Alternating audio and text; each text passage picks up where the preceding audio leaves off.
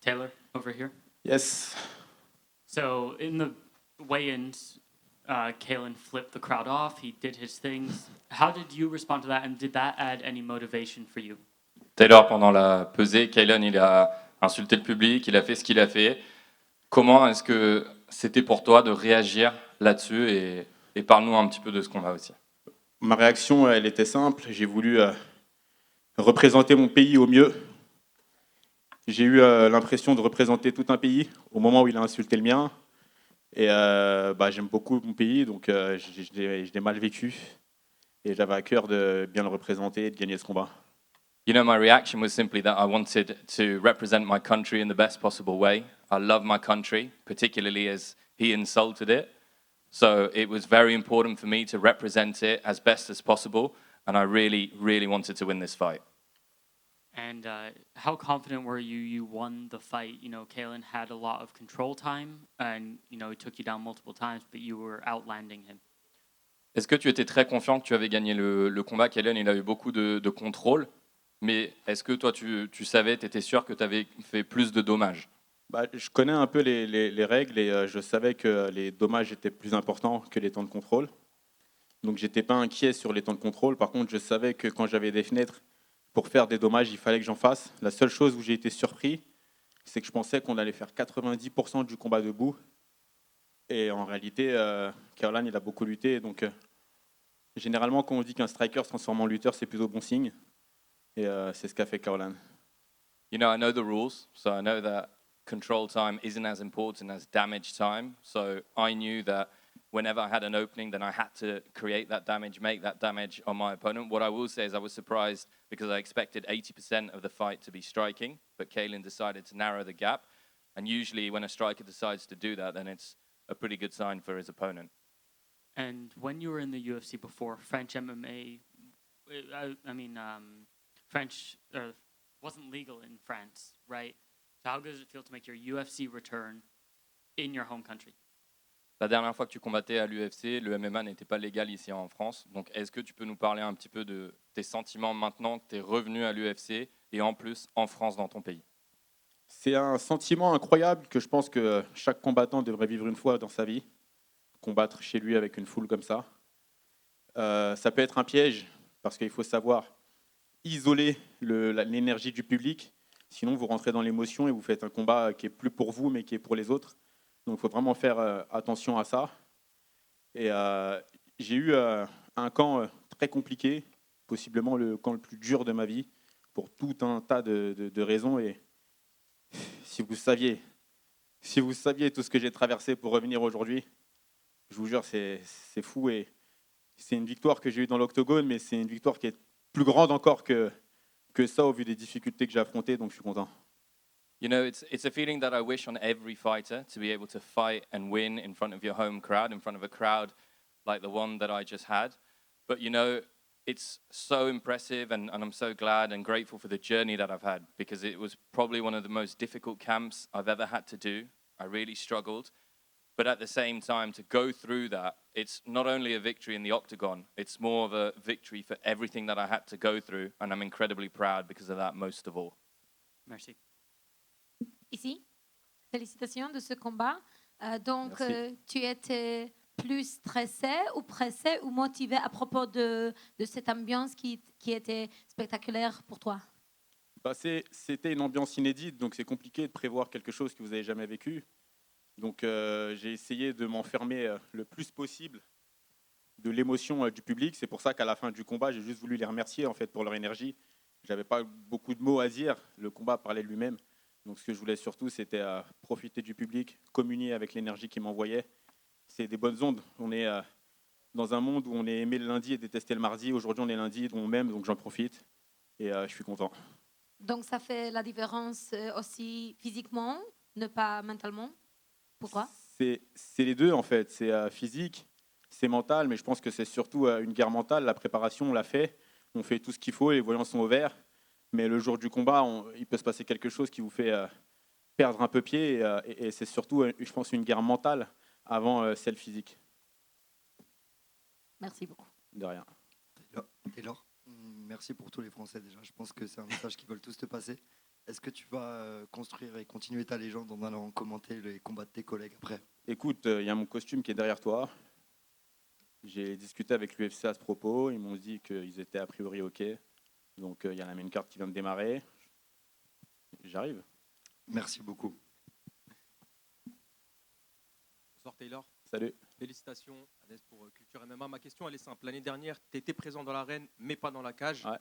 Qu'est-ce que ça fait de rentrer face à son public, 16 000 personnes qui scandent son nom? Est-ce qu'on n'a pas un petit peu plus la pression que d'habitude justement? Bah, tu es à l'UFC, c'est déjà une pression. Ensuite, tu combats chez toi, c'est une autre pression. Ensuite, tu as un camp compliqué, c'est une troisième pression. Et tu as un gars qui est fort, qui est très motivé à te battre, qui est invaincu, qui est champion d'une organisation majeure en Europe. Bah, c'est une cinquième pression. Donc, je pense qu'il y avait l'autre pression qu'il fallait, mais j'ai assumé. J'ai assumé comme j'ai toujours fait.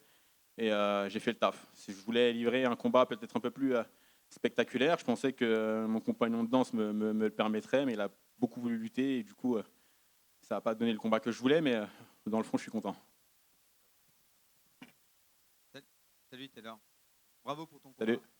combat. 2015, Rocky Lee, Pologne.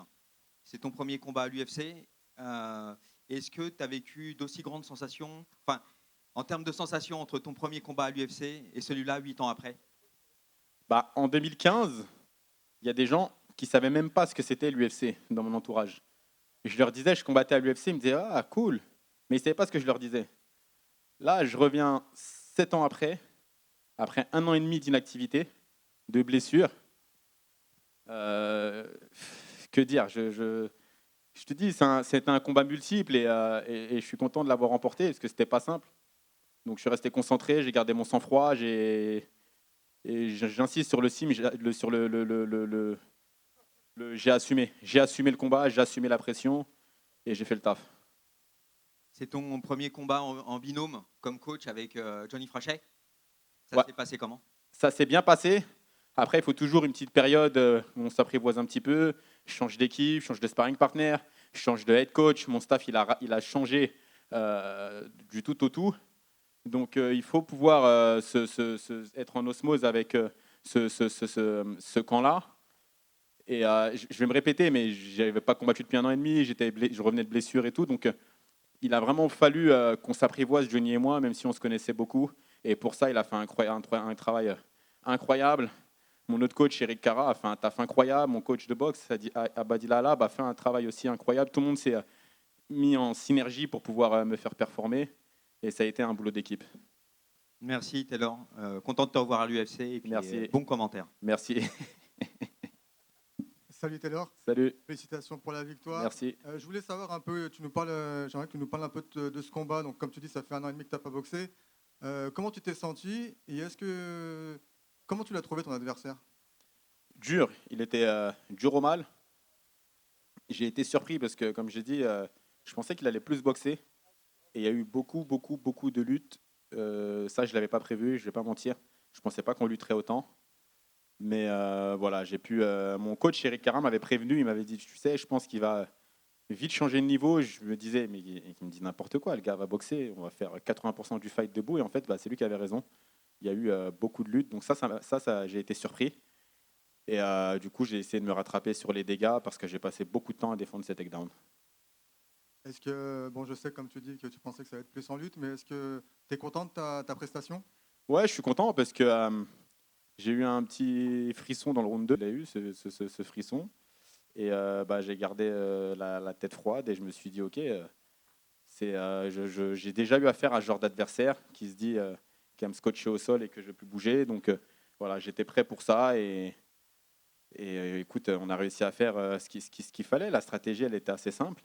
Mon coach Abadila Alab, il m'a dit, travaille-le avec ton jab, laisse-le venir, il viendra tout seul sur ton bras arrière. Et j'ai appliqué les consignes et ça a payé. Donc je suis content. On a fait un beau boulot d'équipe.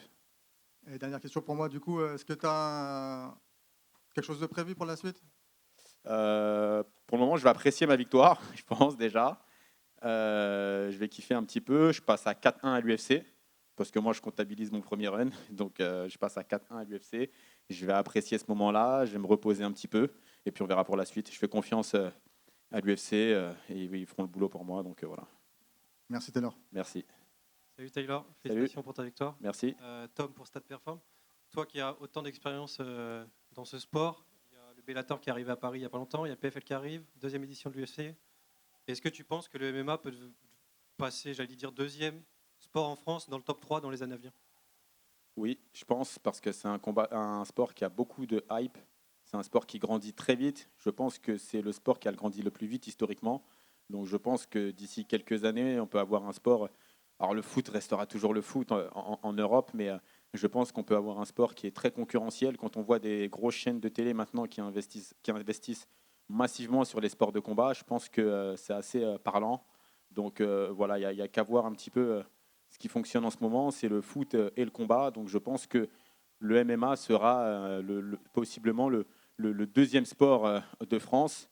C'est un peu comme le triathlon des sports de combat, le MMA. Donc je pense que tout le monde va s'y mettre progressivement avec la médiatisation qui vient, avec les grosses ligues qui viennent dans notre pays. Il n'y a pas de raison que ça ne devienne pas le deuxième sport le plus populaire en France. Merci. De rien. Merci à tous.